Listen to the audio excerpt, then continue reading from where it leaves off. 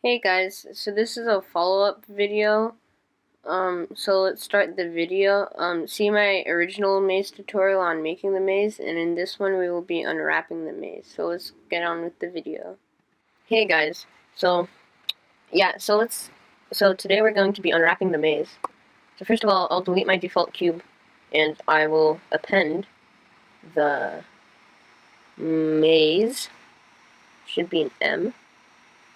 Maze. And I'll just append the maze object. There we go. Now you can see that this is already unwrapped because I unwrapped it for my game. It seems pretty nicely unwrapped.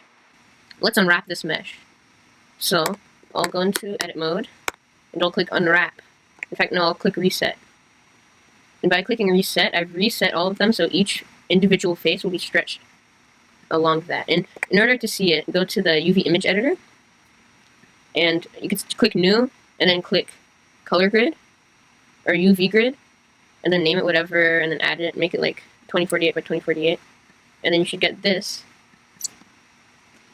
or if you choose UV grid, then something else.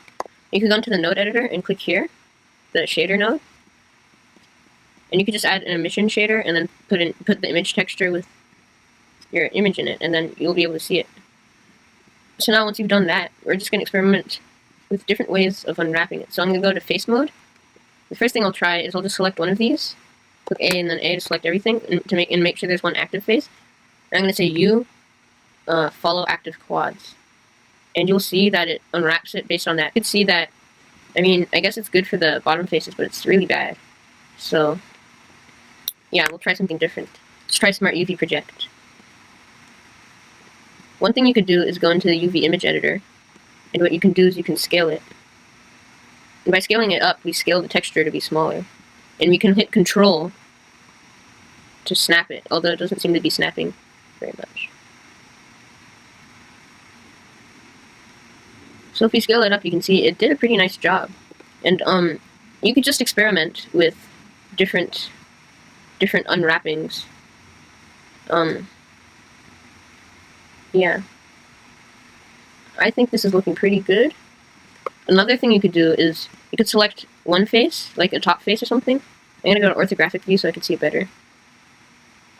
And then I'll say select all by trait, I'll say select similar, and then normal. And also select all the faces of that normal. Then what we can do in the top view is say U, project from view bounds to view bounds. You'll see that projected it like that. And then what we can do is we can scale it up, and then we'll get a really nice unwrapping on the top. So yeah, you could just play around with different things of how the unwrapping looks, and then yeah, you'll have it all unwrapped. And then what you can do then is just say File, Export.obj.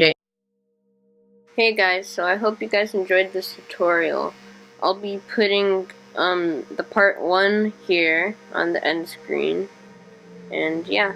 Bye.